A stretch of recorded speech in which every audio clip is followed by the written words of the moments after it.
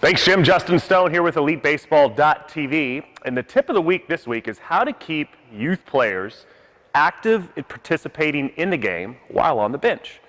And so often there's a negative connotation. You know, we have 11 players on our team. Johnny has to sit out a couple innings a game, and their brain shuts off and they take themselves out of the game for 2 innings. And then in the 4th and 5th inning, they go back in the game and they're no longer at their same performance level. And the reason is it's tough to get back that heightened level of concentration once our brain is completely shut off and we're on autopilot, chilling on the bench with our friends, eating cookies and drinking Gatorade. So what can we do in order to keep our players active into the game? It's so important for us, and one of the hardest things to do as a baseball coach, as a dad, you're trying to do with your youth players is get them to watch the game and absorb information from it. Usually the only time they're really into the game is when they're participating, and that's either as a pitcher, defensive player, or when they're up to the plate. But we can learn so much about the game by just observing. So if we can keep our kids active and observing in those couple innings that they're sitting out, then we're going to get a lot more baseball IQ, acumen out of our players, and we're going to get a higher level of concentration once they get back in the game. So here's some things you can do. Number one, pitch counts are a big thing in youth baseball.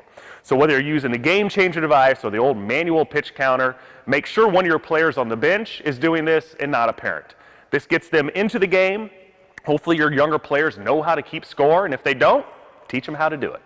And that pitch counter gives them a responsibility. We know pitch count is a big deal for youth players.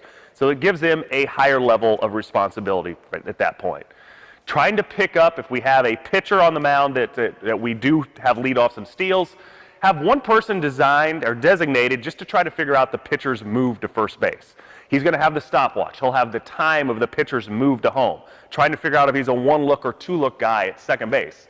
Even at 11 and 12-year-old baseball, of course, these pitchers get into a routine, but that's something we can actively teach our young players to do, give them that responsibility. We also have players that are designated to warm up the outfielders, helping out on infield between innings. Those pieces of the game are still important, and it keeps your players active.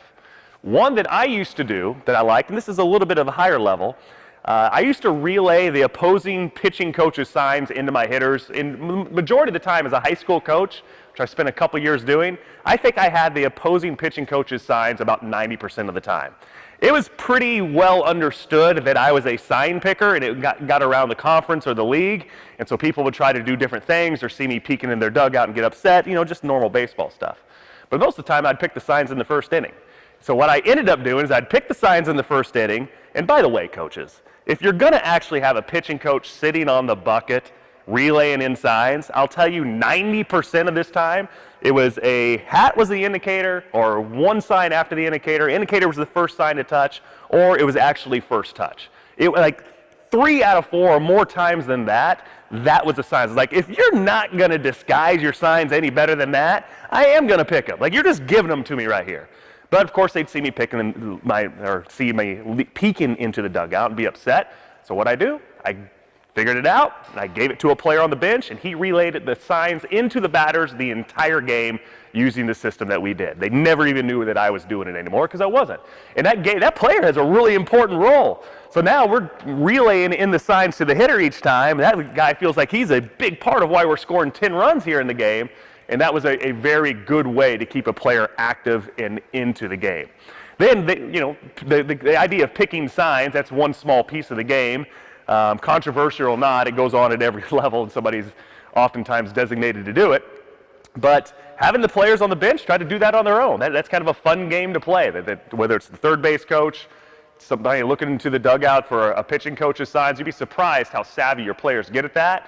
And whether you agree with my philosophy that is part of the game or not, as I said, it goes on at every level, but it's also a way to keep your players engaged into what's going on.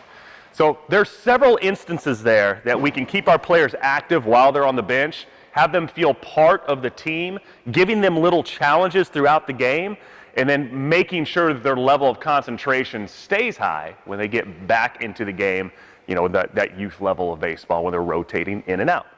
Until next time, this is Justin Stone with EliteBaseball.tv. Until next week, we'll see you on the field.